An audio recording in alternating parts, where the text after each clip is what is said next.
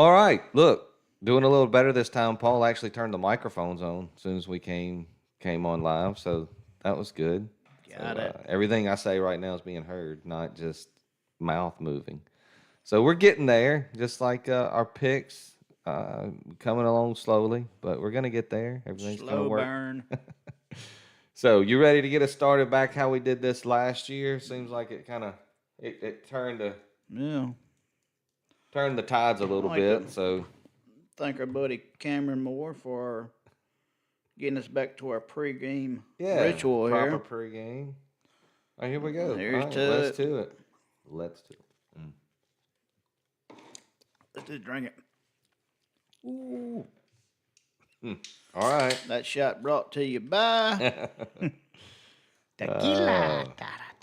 Okay, so welcome in to another edition of Cash and Tickets, brought to you by Poolside Bets. That's me, Franklin Johnson, and my partner in crime, Mr. Paul Robertson, who's having a great day so far. I think he's pumped up and ready I'm red for eye. today, ready for this weekend.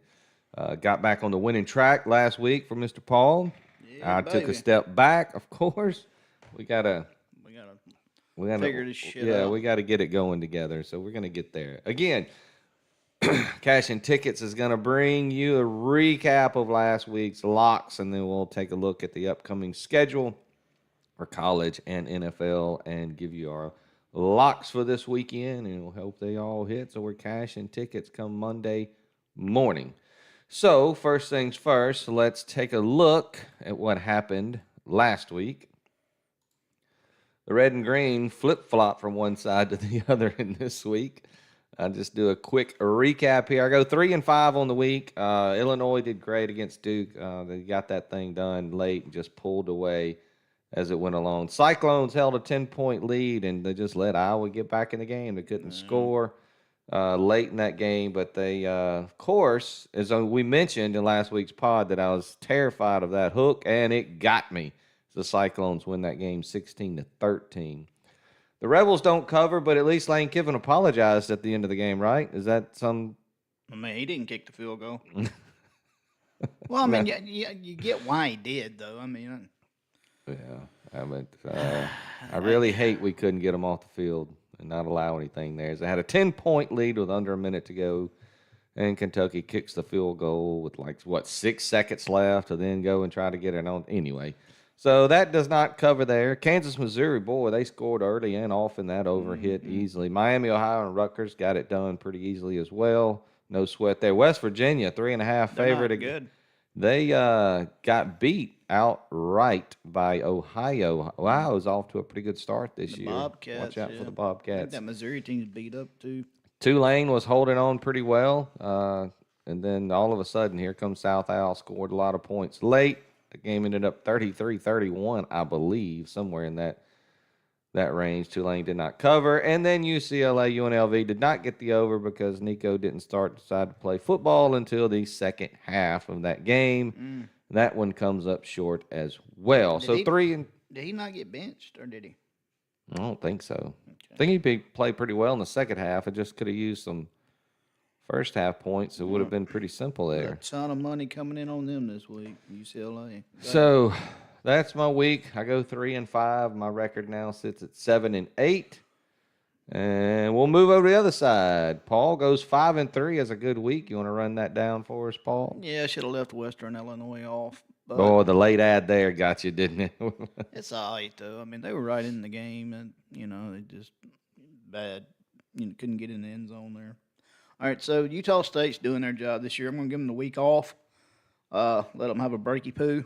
They need it. No break for the Aggies. Sorry. Yeah, you're on them. Navy minus 21. That UAB team that were toe-to-toe with them for a half. Second half, Navy comes out, shuts them out, but can't get the cover. Missouri did their job late. State, oh my God. The outright dub. Yeah, I'm beating the fucking highly touted, highly powered Arizona State Sun Devils with the goalpost down, marching across Starkville, Mississippi.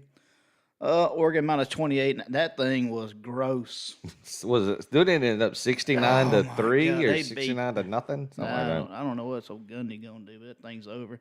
Texans Rams under 44, never a doubt. Steelers Jets. Wow. That's the one I wasn't. Didn't they worried go about. over like in the first half? Jesus. I don't know, man. I've never been worried about the Steelers defense, but holy shit, they were hemorrhaging yardage. Yeah, so there you go. And then, of course, Western Illinois on Friday night couldn't get it done. All right, that's the recap. We'll throw that one away. Paul 6-8. I'm 7-8. That puts us at 13-16 on the year. 3 games under 500. So we're not too far. I think we started off pretty putrid last year, probably worse than that. So we're gonna get this thing turned around. I feel like this weekend. So we're gathering information. So let's we'll talk a little bit about what happened last week. Of course, the NFL gets started. Paul's a big Steelers fan. I'm a big 49ers fan. I think we've mentioned that before. Both get dubs for our teams in week 1. Neither one of them were good for the heart. No, a lot of yelling and screaming at the pool house last I don't Sunday. know. If you had $1 for every time I said this ain't it, that ain't it. Yeah, that's it. That's it. That ain't it. And it wasn't. That ain't Steelers football. But I'm not gonna go back through it, relive it. Yeah, they got the W. 49ers get the W over the Seahawks. Had to get it late with a pass that probably should have been intercepted, but they get it done. Big win by the Bulldogs down the road there, as you mentioned, over Arizona State. The Rebs go on the road and get the dub against Kentucky, but it wasn't pretty. Quarterback gets hurt. So I've got, as far as fandom concerned, oh my goodness, I got a QB problem, Paul. Yeah, bad. Simmons may not play. Purdy's already been ruled out. It's the Mac Jones show down in New Orleans this weekend. Somebody was talking about when they drafted Trey Lance that Shanahan wanted Mac Jones. And they went and got Lance instead of waiting and getting Jones. So I think you're gonna be pleasantly surprised. Yeah, I think he can run that offense. So I'm just thankful we're playing the Saints this weekend and not anybody else. Of course, it's in New Orleans, and that defense got a bunch of sacks against the Cardinals last weekend, I believe. But a team like the Saints, though, attrition's going to set in probably about week 5 or 6, and then you'll find out they ain't got it. So we'll see what happens this weekend for our teams there and how the Rebels do, and follow up on the Bulldogs as they move. Of course, I don't think they play anybody. I think they play Alcorn State. So that should be an easy dub for the Bulldogs. It's good. I mean, they get 2 weeks to bask in the glory before the SEC schedule kicks them in the ding-ding. So, what do I got up here? I got NFL up here. Packers get the dub last night against the Commanders. Oh God, boy, I did not do well last night. No good for Paul. Huh? Do we have any good matchup? Bears Lions play. So Giants Cowboys. I was trying to figure out my survivor pick this week, and I still hadn't completely sold it yet. But there's not a 100% lock as far as NFL goes, which I guess there never is. I guess the Ravens is who I'm on right now. Bills against the Jets, maybe. God, but boy, look at the Bills defense ain't worth a shit, and then fucking Justin Fields carved our ass up, fucking looking like Joe Montana out there. Got the Super Bowl rematch this Sunday afternoon. The Eagles Chiefs at Arrowhead Stadium in Kansas City. I mean, are the Chiefs? Did that trip to Brazil really set them back as far as logistically and? I wouldn't think so. You think they're okay? Pros. They're fine. Okay. But I think Jalen Hurts is 3-0 against Patrick Mahomes in the last 3 matchups, something like that, something to that effect. Yeah. Something to watch for. But Eagles will be on the road facing the Chiefs. Doubleheader Monday night, Buccaneers, Texans, Chargers, Raiders. Like that Chargers team. Of course, we'll find out how good the Chiefs are or aren't. But the Chargers looked good against the Chiefs last week. Yeah. Harbaugh's going to have those guys rolling. He's got a really good quarterback. The only thing he's got to do is get the depth built up across the 2 lines, and they'll be rolling. I know you had 2 good QBs going at it in the Ravens and the Bills, but those 2 defenses didn't It left a lot to be desired. God, I stayed up and watched that game. I did was too. like, holy crap. I mean, it did well for me. I had the Bills there minus the 1 point, and they made the valiant comeback to get that home. Last week in college, anything other than the Bulldogs' big win against Arizona State? What else did we have popped South last Florida week? beating. South Florida over Florida. That's right. You had South Florida beating Florida. You had Oklahoma beating Michigan, which surprised me, even though they were a favorite. Big win for Venables and the boys there. Mateer's Heisman numbers went tanked. I mean, if you didn't have him before last week, don't even. No point going to get him now. It ain't worth it no more. Yeah, I mean, I think that was the two like major upsets. I don't know. Maybe I'm missing one. Yeah, I can't. Nothing else really sticks out. Not in the top 25, anyway. So that was last week. We'll move on to this week. You got the big game, 2:30 in Knoxville, Tennessee. The Georgia Bulldogs travel to take on the Tennessee Volunteers. Did you look at that game at all, Paul? I looked at it all angles. All angles at that. I don't know, man. Tennessee seems to be legit like they do early in the year every year. I'm not completely sold on Aguilar. Well, he seems to fit that offense pretty good. Yeah, but so I mean, is he better than Nico Leaving? Absolutely. Okay. I mean, look what he's done. I know it's a better team at Tennessee, but he didn't impress me last year. I mean, I know they made the playoffs, but it wasn't ever because of Nico. Yeah, I don't know. Then what's the kid's name? Gunners. Oh, Stockton. Yeah, Stockton at Georgia. That just doesn't strike fear in my heart. But if I was going to bet, which I don't have the total in front of me right now, but I 50.5. Oh yeah, definitely hard under. Hard under. Yeah. Both defenses seem to be rolling pretty good. Yeah. I don't know that we have any other. Do we have any other top 25 matchups? A&M Notre Dame. Oh, which yeah. We'll talk about here in a little bit. And they're headed to Notre Dame, right? The Aggies are headed up. They played at College Station last year. South Florida at Miami. That'll be I mean, do we just give them the trophy if they beat Miami? I think just stop the college football season and give the Bulls the national championship trophy, I guess. Definitely Coach of the Year. He's getting it done, making some money down there. Yeah, I don't know how. I mean, I got a few things I was going to go over before we got into our locks as far as games go, but I don't want to step on your picks. So no, you're good. Go ahead. You got any good stats we're looking at this week? Because I'm just going to tell everybody before you get started. PSA, I'm woefully unprepared this week. It's between the day job and helping my daughter get a car yesterday, a new car. It's been a crazy week. I literally first glance at teams and lines started at 10 o'clock this morning. So we're gonna maybe that's the key. Maybe that's the key for a big weekend. Let's see how it works out. I don't think I convinced Paul at all. He's looked. Nah, he may have been sleepwalking looking, but he was looking.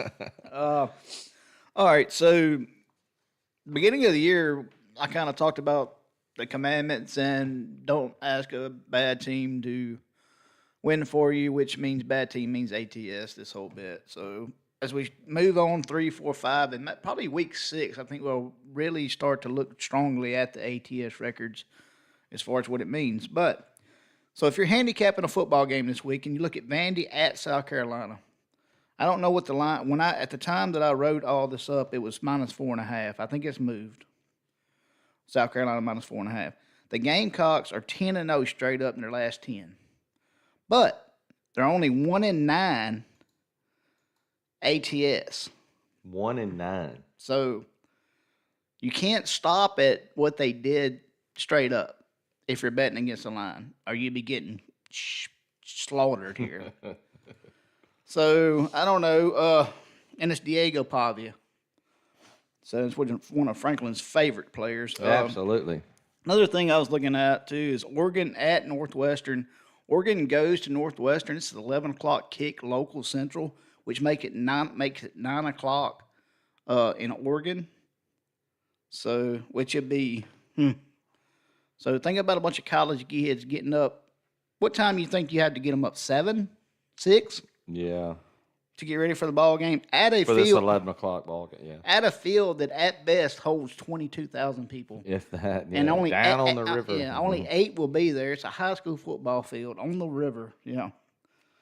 So traveling, just kind of keep that in mind as you're capping these games. Iowa State travels to Arkansas State. It's another one. Gonna be hot as shit in Arkansas. UConn travels to Delaware. I'm going to talk about this kid in a little bit. Maybe my new favorite quarterback. Boy, I looked at that game hard. I don't know why that line is so small, but okay. How we going to talk about it here? Go ahead. I ain't got it, but yeah. Then of course USC travels to Purdue. So we're just going. I don't have any of these as plays, but I want to see early on how the East Coast to West Coast and West Coast to East Coast G-Halls and how it. I mean, getting Oregon players up at 6 o'clock in the morning and get ready to play football is going to be a task. Yeah. So I'll see how. I mean, it may not mean shit, but we'll find out together. And that's really the only. Everything else I got are on plays. So. On plays this week? Yes, sir. All right. Yeah, I didn't really I didn't have time to look at all that, but everything Paul said and we talked about this last year, especially teams traveling across the country when you got California teams now a part of the ACC and part of the Big Ten, and so it goes both ways. Whether those teams are coming this way towards East Coast, or East Coast teams are headed out the other way. Those body clocks get changed, and it's tough to get started sometimes because you're a little behind schedule. But as fate would have it, I'm on 2 of those types of games this weekend. Well, I mean, it may not mean anything, but it's just something to look at. Stats be damned. We'll find out together. There was another game too that a lot of sharps were talking about, and a lot of money line bets are on that you may not be able to find at your casino or on your online account. You may have to wait to day of. It's going to be one of those other. I think it's called other games. What is it? It's the day of they bring in all the SWAC schools and all that. Yeah, and then when you got like FCS teams playing FBS also teams. added, kind of games. All right, so the game I'm talking about is tomorrow at 5 o'clock. It's Monmouth at Charlotte. Okay. Monmouth straight up is the play. I'm not against the Charlotte 49ers, a team you talked about in the offseason. I'm watching them. I think they got a really good coach. I think the Jimmies and Joes are exactly what they are. Lacking. They're Jimmies and Joes. They're not.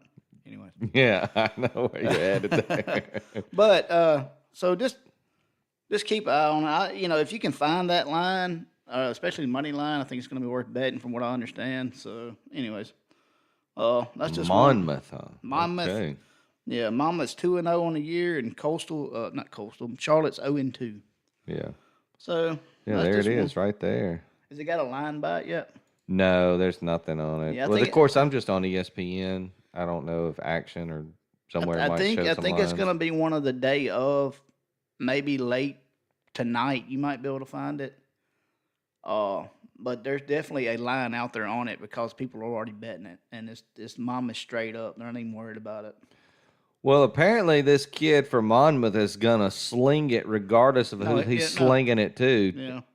He's 63 of 88, 10 touchdowns, but also 5 interceptions through 2 games. So. Yeah. Look at that last name, baby. Oh, Robertson there. Yeah. No wonder wrong. Paul says get on Monmouth here. No, I mean I didn't look at it. I just keep that game keeps coming up in circles that people shouldn't be talking about for some reason. And I ain't gonna. If you want to throw a little money on it, cool. I might throw $25 on money line if I can find it. But I'm really gonna want to see how the result of it, so I know going forward, how seriously to take some of these people. So, yeah, makes sense. I think it's ridiculous. I mean, we can't sit here and talk about football and think other people don't either. Yeah. So if they're gonna talk about it, I want to know what are they saying? What So anyway. Yep. All right. Well, you ready to get into it, Paul? Yeah, mate. Send it. All right. Send her home, Jerome. So, this time for cash and tickets, week 3 of college football, week 2 of NFL locks. All your locks for Friday through Sunday, maybe even Monday. I don't know if we got any Monday night Oh, I do. action. Oh, Paul does. So I there think you so. go. I think so. Friday through Monday for the weekend. So, Paul, you won last week, so I'm going to let you get started with your first lock of the weekend. I have the tee box. You do have the tee box, sir. The You have the honors. the gentleman from the good state of Mississippi.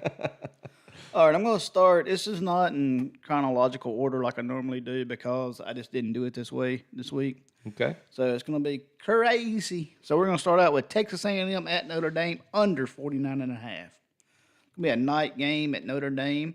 It was 23-13 last year in College Station. Notre Dame's in a must-win situation. They're going to dirty it up. They're already 0-2 on the year. What did you say you're taking here? The under? Wow. Do I have it messed up? The under? I probably looked at it wrong. I'll have to correct the screen. It's fine. Go ahead. I'm sorry. I didn't mean to stop you there. Okay. You were on a roll. Go ahead. No, that's good. I may have sent it wrong. Yeah, you sent it to me over. In your action, it says over 50.5. That's my fault. No, I'm going to play the under here. It's at night at Notre Dame. I think this is a must-win for Notre Dame. Like I said, 0-2 at the start on the year, which their schedule's been crazy. But, I don't trust A&M to be able to cover this game. I think it's going to be a fist fight. I think it's going to be ugly. It's going to be a lot of running the whole bit. So I'm going to play the under 49.5. I like that. I would have probably had another play and been on this game in another way because You got to change that. I think Notre Dame's team total is 28.5, 27.5, 28.5. No, I got it. No, I know what happened. So, all right. So when I put this stuff together, the number I got at the time I'm handicapping it. That line's moved a point, so it's under 50.5 is what it is. Yeah, that's what I got at 50.5. So I said 40. It's 50.5. So that's okay. But you're under. So Yeah, what I'm you under. sent me said So over. let me while you're doing yours, I'm gonna fix my numbers here so make sure I got it right. Yeah. So Good God, man. I was tempting. What a start. I was tempted to take the Notre Dame team total under, and then I saw Paul was. I thought at the time the way when it sent to me he was on the over. I was like, well, maybe he's got something he wants to talk about here because I didn't have time to really dive into this game. But that may be another play for you. I'm not adding it as a lock for me, but I don't think, especially what we just heard Paul talk about, I don't think Notre Dame gets over 28 points. So I would have been on the Notre Dame team total under because I think it's right in that. It's 27.5, 28.5, somewhere in there. So I can't adjust a single play on here, change it. I have to redo the whole thing, so I'm just going to delete it. Yeah, it's all good. All right. So well, if I get about a number that's opposite of that, it's not on purpose. So we're going by the numbers that I gave Franklin. again, the number's fine. I just thought you had over, not the under. So we're good there. All right, I start tonight. I start Friday night. I actually have two plays tonight. But the first one I'm going to give you is K-State at Arizona. Wildcat on Wildcat crime tonight. I don't know the time. Again, woefully unprepared. But that's okay. You get it. Friday night game, Kansas State at Arizona. K-State, to me, is headed in the wrong direction. They should be well over the hangover from their overseas trip in the game against Iowa State, but they're still just struggling. Avery Johnson's fine as a QB. I thought he was going to be better. He's just not electric like I thought we would see.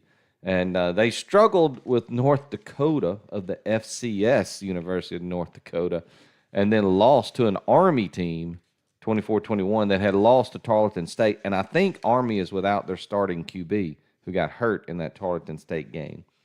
I like what I've seen from Noah Fafita. It looks like he's having a bounce-back year this year, and I think Arizona is bouncing back from an upsetting 2024, and they look better in 2025 again. It's early, but with this line only at 1.5, I love Fafita at home against a struggling K-State team. So give me the Arizona Wildcats minus 1.5. How about that Army team going up there beating K-State? I love it. K-State, and I kind of got that's going. I mentioned that earlier about the Chiefs. Does the traveling early How does it affect the teams getting their mojo back and moving forward? Well, I mean, Iowa State, they came back, and I don't think they played anybody in their second week. Of course, K-State didn't. I mean, they played an FCS team that they barely, I think they beat 34-31. But Iowa State, but then maybe the hangover hit Iowa State last week against Iowa because, man, Iowa cannot figure out this whole offense thing. But they got the defense. That guy, what's his name? Something Clark, maybe? Philip Clark, or I can't think what the D coordinator is at Iowa, but should they just hire him as the head coach and then let him figure out offense? I know you had Kirk Ferentz there, and it's hard to get. Well, but my goodness, it ain't working, man. Well, we talked about it last year, and it may be a Kirk Ferentz thing. It's like they went to the NFL and they hired a NFL guy to come call plays. And they brought in, was it J.J. McCarthy? Not J.J. McCarthy. Who was the guy that played at Michigan that went there? McNamara. That some bitch wasn't worth a shit either. Nope. So I don't know what it is or why they can't get the ball moving in Iowa. And this Gronkowski guy, my goodness. I mean, he can run a little, but good Lord. No good. No good. All right, Paul. All right. Lock 2. Here's my Delaware take. Oh, you got that? Okay. Yeah, Colorado played Delaware last week, I believe. All right, so Colorado at Houston. I'm taking Houston team total over 24.5. Colorado's defense ain't been worth a shit for 2 years. They let a guy named Mini Coochie throw for $3 on him. Oh, I forgot that's old boy's name. Who does he play for? We watched it last week. Delaware, that's right. I think it's Delaware. No. It's not Delaware? No. I think Mini Coochie. We were watching that game last week. I thought he played for somebody else. I thought it was Mini Coochie. Like we're gonna let this dude beat us. I thought it was in a game that we were on. No, I just remember seeing his name. Maybe not. I don't know. I have to go to our lads. But anyways, all right. So Conor Wegman may throw for 500 yards against this Colorado defense. My lean here is to the Houston Cougars -5, but I feel like the team total is the safer option. So I'm going to go Houston team total over 24.5. You're right. I guess we just had that game on the TV. Everybody be Nick Minute, and I don't know how you pronounce it. It's Mini Coochie. All right, I want everybody to stop at home, put everything you're doing down, and I just want it known on the record that Franklin said I was right. Nick, Minicucci, right there. 2-year starter at Don Bosco Prep Coochie. before heading to college. I didn't make it up. No, These are the stats. Was he out there slinging it against Colorado? Yeah, he threw 300 yards. Yeah, I mean, we kept mentioning his name last week. It really doesn't mean a lot against that Colorado defense, but the fact that he plays for the Delaware Hens, come on now. Well, it's as fate would have it. Paul already brought up the game. I'm also on this game tonight. As Colorado travels to take on Houston Cougars. Willie Fritz can really coach. Oh, you are on it.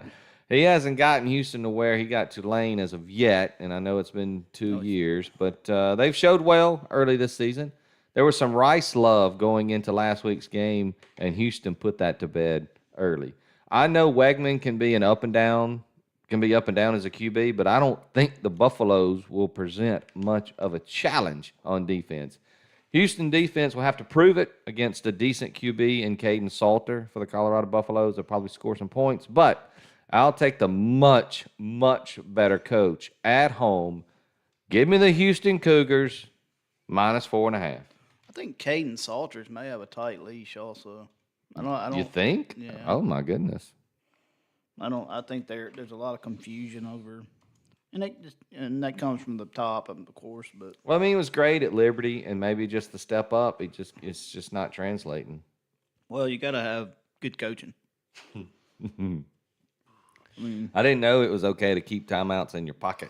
Well, you can't fire everybody every year and expect a culture building program. Or you can't lose everybody every year. Ask the Detroit Lions. Boy, it could be a bad year in Detroit. Yeah, you know. Lost Aaron, was it Aaron Glenn and who went to the Jets, and then of course Ben Johnson now at the Chicago Bears. Anyway, go ahead. All right. Lock number 3. Lock number 3, brought to you by Jimmy Harris at Sound Center for supplying us a I don't know what you call that thing. It's a converter for a splitter for some headphones. Yeah, absolutely did. Thank you, Mr. Jimmy.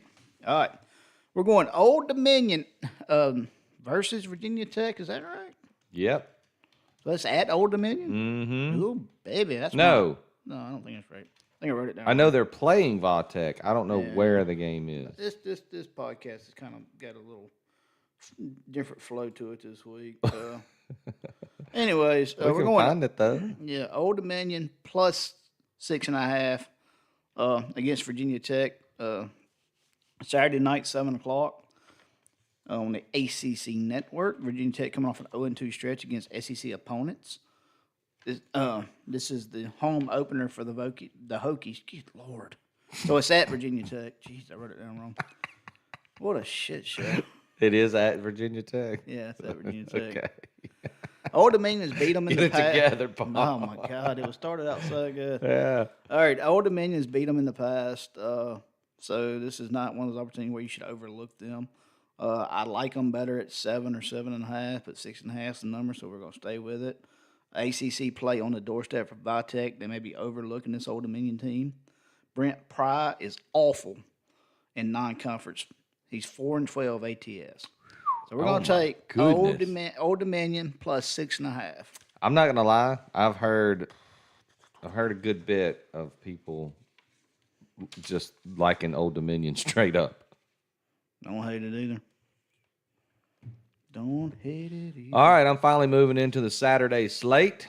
I'm on one of those games where you got somebody traveling, but that's okay. 11 a.m. Saturday morning, the Oregon Ducks travel to take on the Northwestern Wildcats. The Ducks are 27.5-point favorites. Look, first line of my write-up here, Paul. Travel be damned. The hell with that 9 o'clock, 6 o'clock start. The Ducks are an absolute machine right now, and they take on the hapless Northwestern Wildcats. Yep. My play here, so close to pulling the trigger on this one, and the play here for me early was Northwestern team total under 10. They can't score. No. Oregon's defense has looked great. I know Oregon will score, and Northwestern will not. So I don't care if it happens in the second half. That's fine with me. Take a little time for that body clock to get back in sync. I'm just going to lay it here with the Ducks. Going to go back on that Dan Lanning train to cover. Good teams win.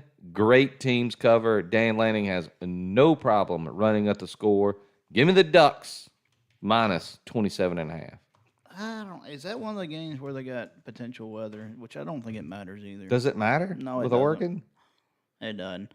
Yeah, I'm just curious to see how Oregon leads. I don't think Northwest. I mean, my biggest thing here is Northwestern. Their team totals. They're not going to score. No, they suck. I mean, they're not going. So you think Oregon can get a touchdown a quarter and cover this game, 28-0? No, I guess in my head or what's going on in the old bean is I want to know how they start. I think this is a 42-7 game where they score 21 a half, or they score 28 in the second half. They get 2 touchdowns early because they're a little slow, and then just I don't know. Poured on in the second half. I don't know necessarily that they will be slow. I think in the future, like if you see a trend where these teams that are going from the West Coast to East Coast and having a kickoff at 9 o'clock their time, start out slow. The first half under. Maybe it was a first half under. I think we should pay attention to it. What I'm saying. I think where that plays a bigger part is when you have teams that aren't as good and talented and well coached as the Ducks. Yeah. Does that make sense? Yeah. No, I'm not. No, they're definitely any team that's not a power. Like Ohio State, I got no problem traveling. Right. No, I'm with you. I just want to see how it plays out. Oh, yeah, I don't hate to bet, but I'm just curious to see how they. Oh no, start out. your point stands. Like again, we talked about this 'Cause- last year. and- How is this going to affect the? And Yeah. it did affect some teams. It affected USC last year when they went to Michigan. Yeah, Oregon can cover this in a quarter. Right. You know, it's not the line is. I just want to. Anyways, all right, moving on. All right. Can I move on? Yeah, it's up. It's on you, baby. Work to me. Here we go. Akron plays UAB. God, I love this play. UAB minus 11.5. UAB coming off a first half against Navy that they went toe-to-toe with them. Second half, they fell apart. Historically, teams that play a military school get beat up, and they don't play nearly as well the game after because it just takes so much out of you. But is right. They're playing Akron. Akron ain't scored a damn point all year. Not one single point. I'm not even. Well, they scored a point, not a touchdown. No, they haven't scored a point. They haven't scored a point. 10-0 and That's right. 63-0, 68-0. Oh boy! All right, so Nebraska hung 68 on UAB. yeah, I think that there's something going on with Akron where they're in trouble. They might not even have a football program next year. Jalen Kitna, whose father John, I loved to watch play when I was growing up. He played for the Bengals when I remember him. Mm-hmm. Showed a lot of moxie against Navy last week. I don't think this thing's gonna be close at all.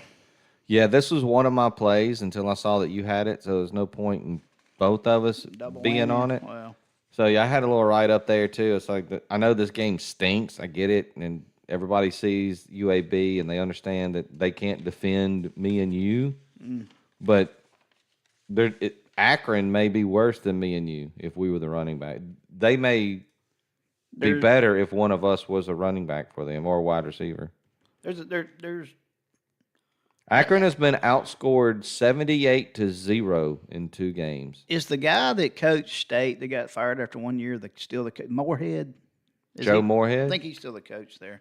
at Akron. Right. I think that if I remember right, they're gonna shut down that program or they're gonna end up on a death penalty. There's been some nefarious activities, And they at still Akron. can't win? Yeah. Yeah, Joe Moorhead, head coach of the Akron Zips. Yep. Yeah, so and they only gave up 10 to Wyoming, but lost 10-0 and 68-0 to Nebraska. So I loved like UAB. We know can score. The kid is getting it done on offense. Now Akron's going to get their first points of the season, absolutely, against UAB, but UAB's just going to continue to pour it on. I mean, Trent Dilfer needs points and points and points, and so he's going to go get points and points and points. So yeah, I love that play.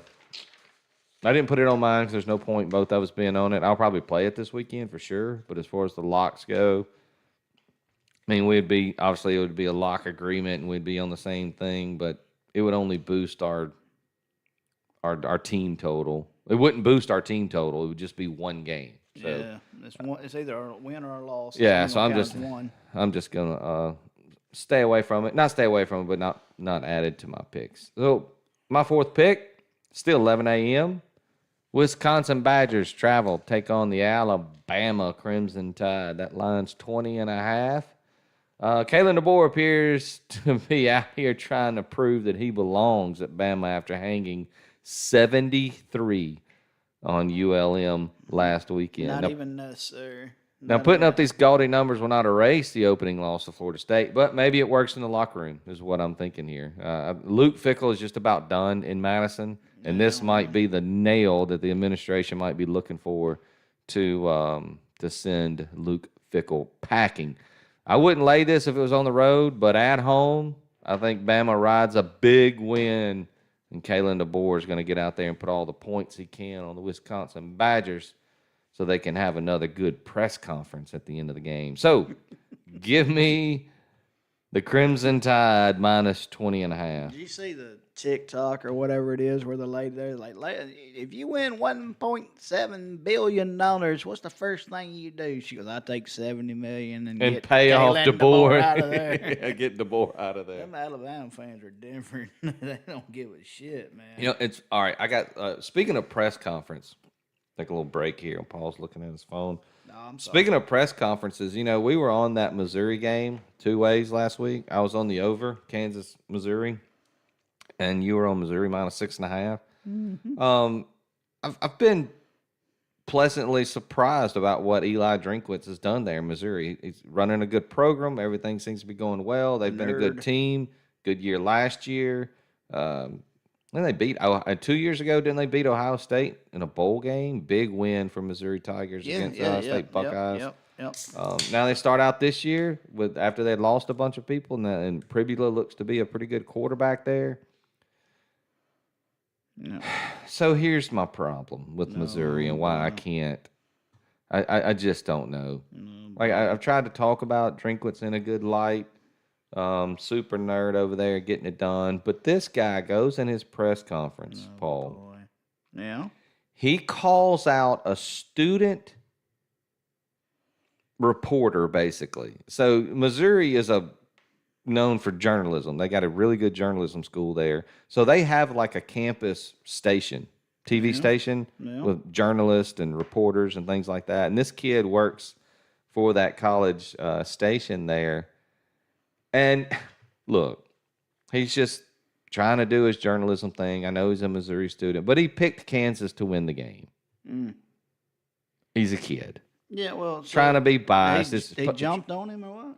Yeah, in the press conference, Eli calls out this kid for picking Kansas to win. I'm like, damn it, Drink. If you just shut up, motherfucker. Like, what is the like? Don't pick on kids, man. Like, if it had been like Chris Felica, or you wanted to pick on Kirk Herbstreit or Desmond Howard or. Okay, so Chris Felica's an easy target, but I understand, I understand your point. You know what I mean? Like, they're adults and they do it for a living. I mean, gosh, damn, to pick on a kid at your school. Like, come on, man. He's trying to, like, when you're a journalist or when you're in that business, you're supposed to be unbiased, right? Yeah. So the kid's doing his part, and he picked Kansas, whatever. Yeah. Let it go. That just put a sour taste in my mouth about the Missouri program there and Eli Drinkwitz. That is soft. That's soft, is what that is. Well, that rivalry is a lot more toxic than I cared it's super toxic. I didn't know that it was that bad. And can we hit on that a little bit last year? We did. It goes back to the Civil War. Yeah. It's amazing. I mean, they don't play much. So I wish they would. That game was awesome to watch. Yeah. Yep. So anyway, all right. I think it's your turn there. Yep, I was at Bama, so you're up there. I think I'm up to Washington State at North Texas over 56.5. 2:30 on ESPNU. Both these teams like to sling it around. Not a big deal. North Texas 100% going to score some points here. Washington State with a new head coach still ain't got that defense lined out. Got a lot of new talent there. Just ain't quite got it figured out yet. All I need is Washington State to help get us about 20. This thing will sail over 56.5. I feel like Mike Leach might be watching down on this game. Yeah, smiling down all the Cougars. Throwing around. Yeah. The only thing that scares me now is when I started handicapping this game, it was 59. And now it's gone down to 56. Dropped down 2.5 points. It's moving your way. I don't know. I don't like that, but I trust the process. I'm going to stay over 56.5. Washington State at North Texas. I don't know why I wasn't on these boys last week. That there was just a misstep on my part. I never should have strayed away. He did me really, really well last year, and outside of maybe one game, I think the times that I stuck with my boy Diego maybe went 4-1, 5-1, 4-3-1, whatever it was. It was like something in one. The kid just got it done for me last year, and I did not get on them last weekend against Virginia Tech, even though I knew better. They're back on the road again this weekend. Paul mentioned some stats that really stood out. Look, I don't think Sellers for South Carolina has taken the step that everyone expected. I see a regression coming with the Gamecocks this year in that team. They cannot run the ball outside of the QB, and that's bad. We saw that last year with the Rebels. Remember, if it wasn't Dart getting the yardage, Paul, we couldn't run, and it derailed our season. The only running back we had that could run the ball, they wouldn't play. So. Didn't play. So yeah, let's just move on. So that's troublesome. The fact that they cannot run the ball outside of Sellers, and even though Dylan Stewart is still there and he's an absolute monster, that defense lost a ton from last year, and it's not quite what it was. The Doors still have my guy Diego Pavia, and the defense for the Doors has been showing me a little something. The defense travels, and the Doors should be able to contain Sellers and force the Gamecocks to look other ways to run the football, which they've shown first part of the season they can't do. And if they force Sellers to pass, I love my chances. I'm rolling with the Doors, Paul. Doors plus 3.5. Good to see everything's right in the world again. Back right in the world, isn't it? Isn't it? It feels good. It feels good. My heart feels good. I mean, betting on Vandy's kind of like, if they lose, you're like, well, it's fucking Vandy. But when they win, oh man, baby. Yeah. Feels good. Feels good. All right, there we go. 7:30 Saturday night, ESPN. Give me Florida plus 7.5 at LSU. Who wants to back Florida? Nobody. After what this is a perfect play because you know what you saw last weekend, and you know what people are doing. They're hammering the Tigers right now. I love this over a touchdown. I do. I want all of this Florida 7.5. Florida should get one of their better defensive linemen back this week, Caleb Bakes. He'll be a huge addition up front against this LSU O-line who loses their starting center. Yep. So the Tigers last week averaged under 4 yards rushing against Louisiana Tech, which tells me they're going to have to throw the ball a lot. And without a starting center, it's going to make it really, really difficult. Look for that offense to be out of sync, struggle. Plus it's fucking Brian Kelly. It's Brian Kelly. I don't trust Brian Kelly. And it's Gators and Tigers. This game always gets crazy. Yeah. Billy Napier has thrived in this underdog role. He's 26 and 12 ATS. Just when you think they're going to fire Billy, this is the game he goes and wins outright. Yeah, 26 and 12 ATS record, covering by at least 7 points per contest. He's 12 and 5 ATS when catching over a touchdown, in addition to 13 and 6 overall when getting any points against the SEC competition. This game, it says it all. He's got all the stuff. So give me Florida over a touchdown. This is like Paul sitting down at Thanksgiving lunch, and everything's there. You got the turkey, the dressing, double handful of dressing. Everything's right there. Everything he wants, baby. Yeah. You lose money on this one, you just chalk it up because this one's supposed to get there. All right, and as we get later in my picks, I don't have nearly the amount of handicapping on them. I'll be right back. Because, again, like I said, woefully not unprepared, just didn't have the time to do what I typically do. But that's okay. We're going to roll with it this week. Back to 11 a.m. I don't think I'm in time order either, as Paul mentioned earlier. But I know what we saw last week with the Troy Trojans as they took on the Clemson Tigers and had a chance to win that game. I think it ended up 27-16 with the Clemson Tigers pulling that thing out. But I don't know that I trust Clemson this year, and still never been a huge fan of Cade Klubnik. So what I'm trying to tell you is don't be fooled with what you saw with the Troy Trojans last weekend. I like the new QB at Memphis, Lewis. I can't remember his first name, Brian, something like that. Again, preparation not on point. That program just continues to produce good teams. You had Mike Norvell there. Ryan Satterfield steps in, and he's done a really good job there. Memphis just and they win the games they're supposed to win, and they're favored here. But that line is low, and it's probably you're thinking. I guarantee you, there's been a bunch of jumping on Troy after what they did against Clemson last weekend. I'm not falling into that trap. I'm taking Memphis here to go on the road, take down the Troy Trojans, and do it in convincing fashion. So give me the Memphis Tigers minus 3.5. Yeah, I think it's Brendan Lewis who Okay, played is at that it? Duke and then transferred. He's played well. Well, he finally got with a good coaching staff. All right, so I think I'm out of college plays this week. Yeah, it looks like we're at that.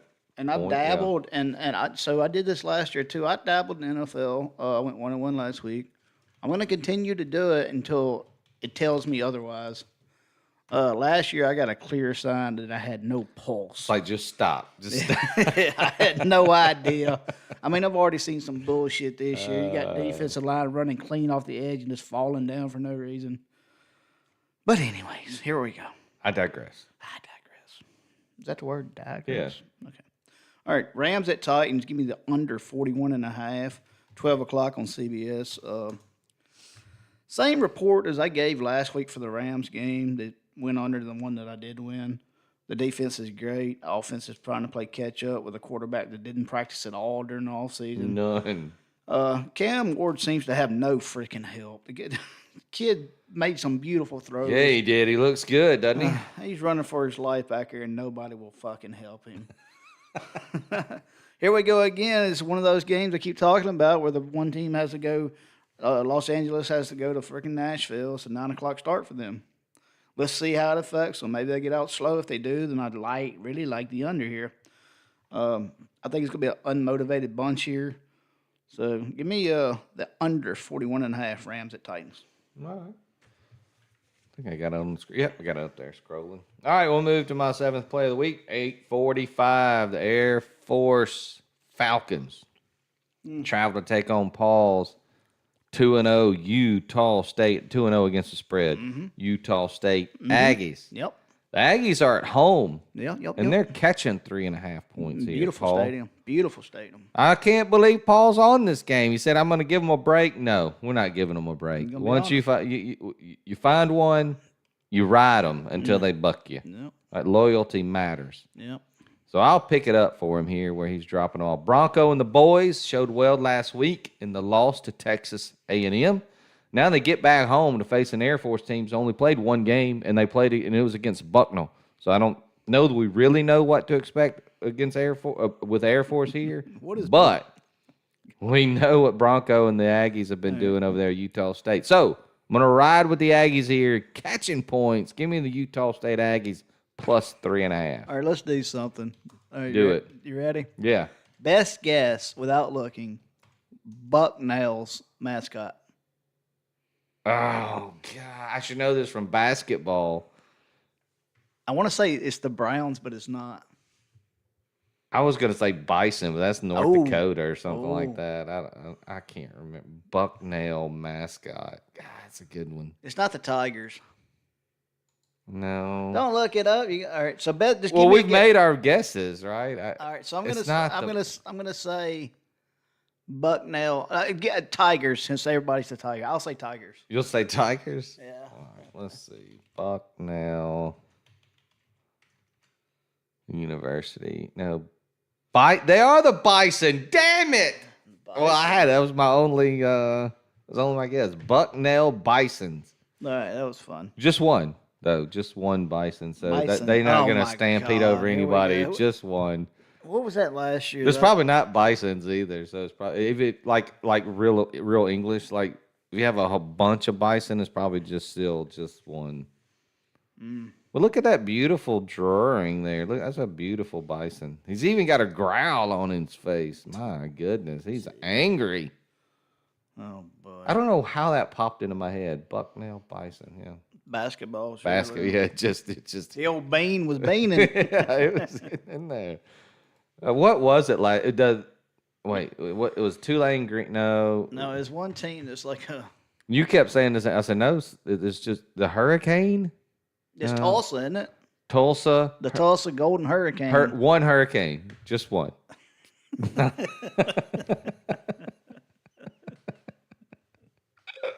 He said, "Can we not get more? We got cash. Damn. Man. What if we miss the stadium?"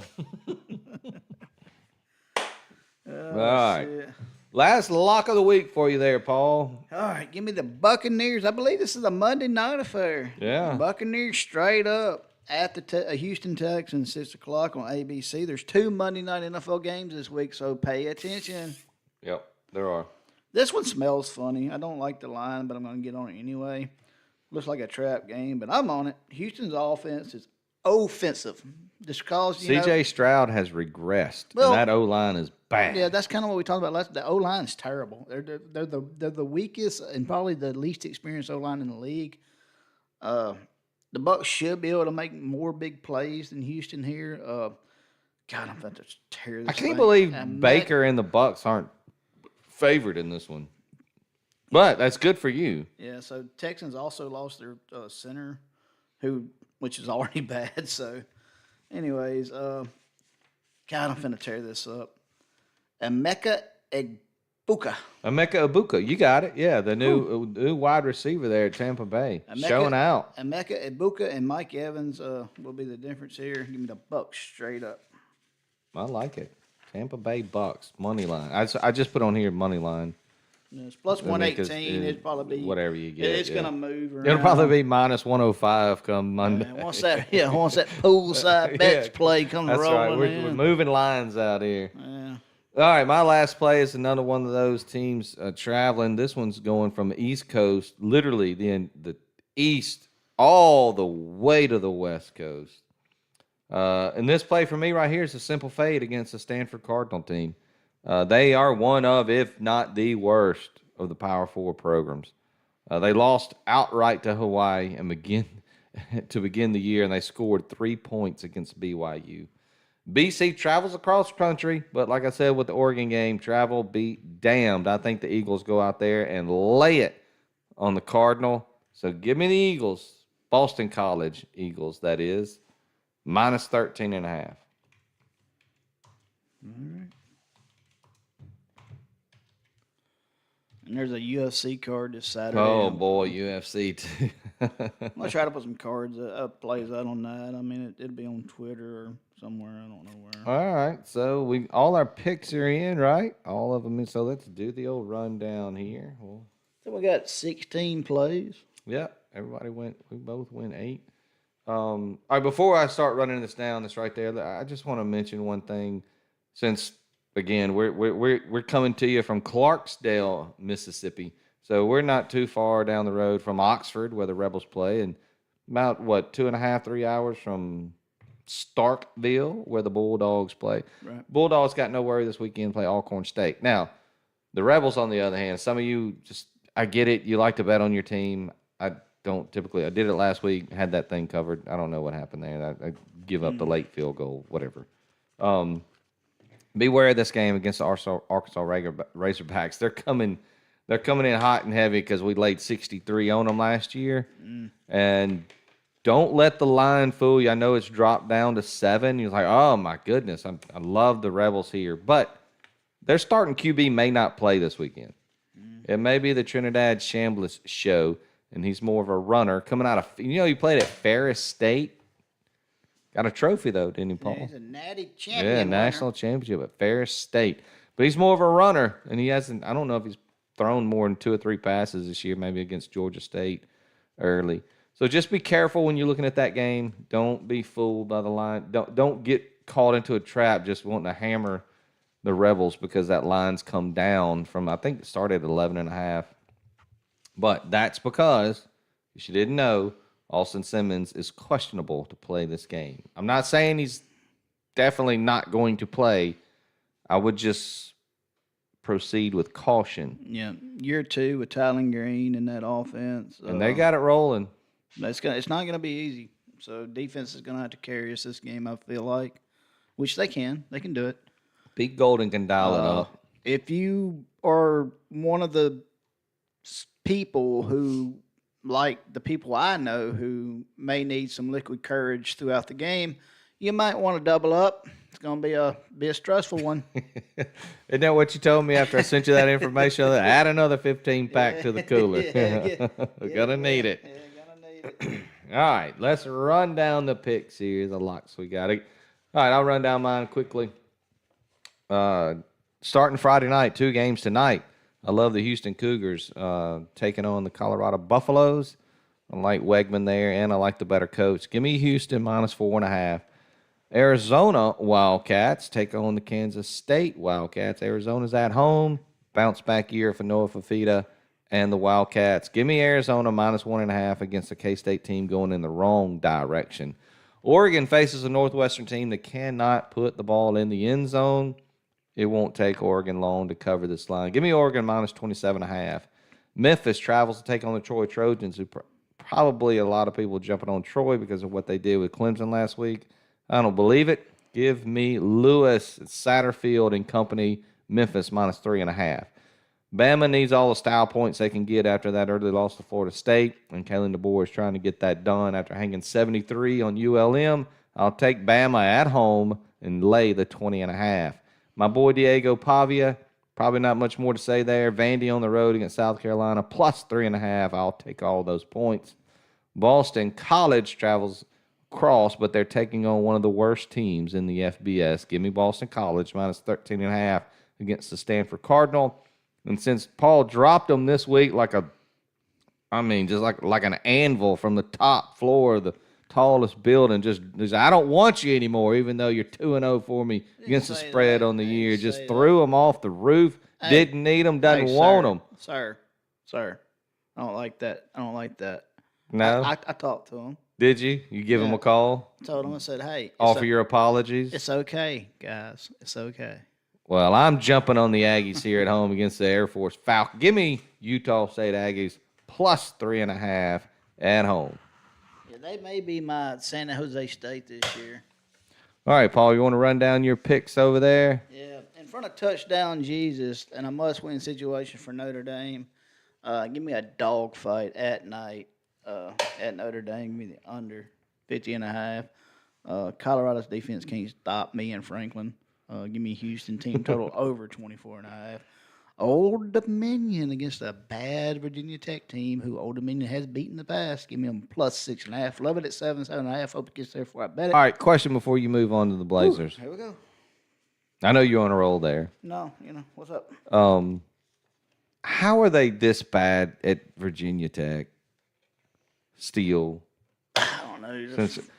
Frank Beamer, they have literally the best entrance of any college football team in the country. Yeah. And it just, I don't know. you hate to man. see that go down like that. Even when Beamer was there, he had them as good as they could be, and they still were 8-win team. Well, that's true, but I like Vatech as an 8-win team because that place gets stupid crazy. I like to watch the entrance when they come in, the Metallica. I mean, it's so much fun. I don't know. I guess money, maybe. It's probably now these days it's money. I get it, but there's a lot of D1 schools in Virginia, I think. But I bet they couldn't beat Duke right now. You telling me Duke's got more money than Virginia Tech? Maybe.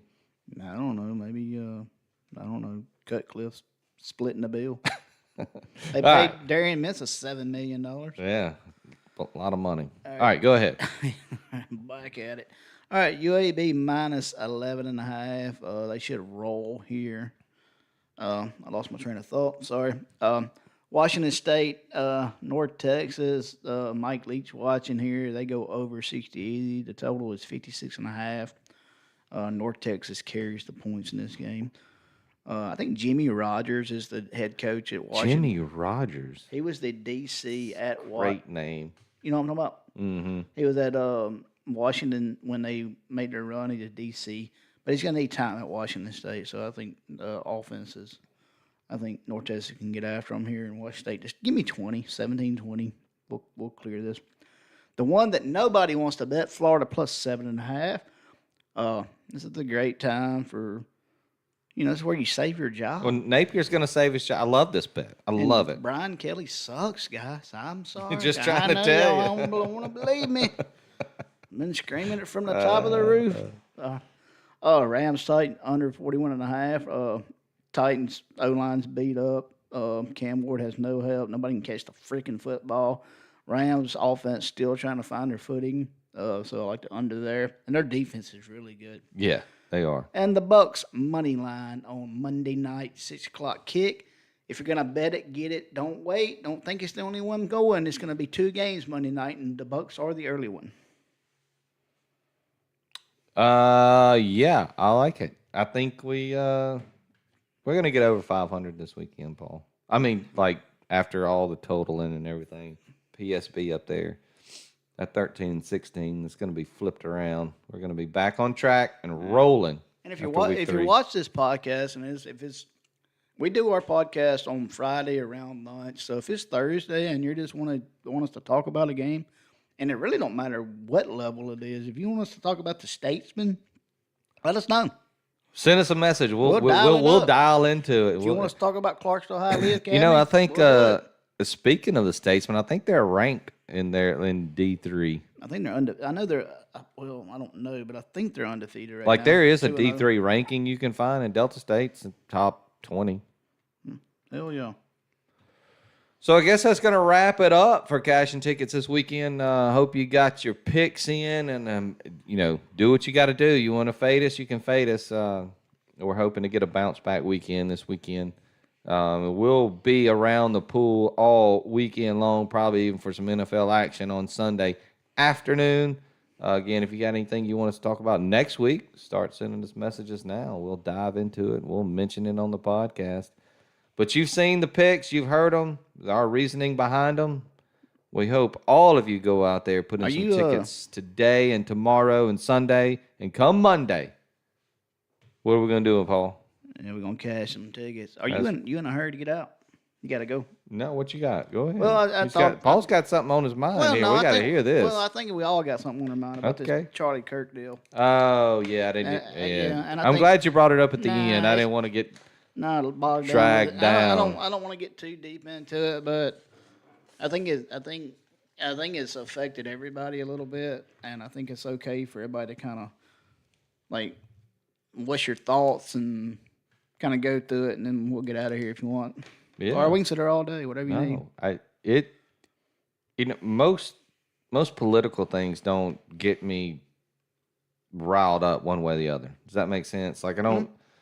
Like I watch it, I listen to it, I get it, because you need to stay involved, because especially when you're an adult, it affects you, your money, your job.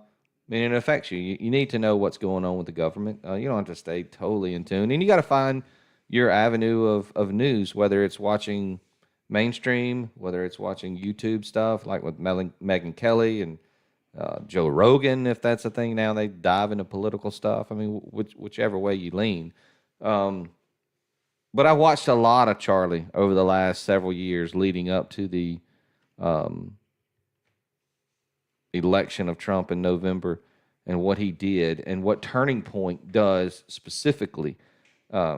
He's a young guy. I mean, he was only 31. He started this thing early as like a bag boy for Donald Trump Jr., which is amazing. That's how he kind of got in with the family. But what impressed me about Charlie is when he did these things, even on college campuses, even though he's older, not super older. It's not like he's just bagging on college kids. He gave them a chance to also voice their opinion, and he never demeaned them in any shape, form, or fashion. He took their argument, and then he would simply say, "This is where I stand." And literally on his tent, it would say, "Prove me wrong." Yep. Come tell me what.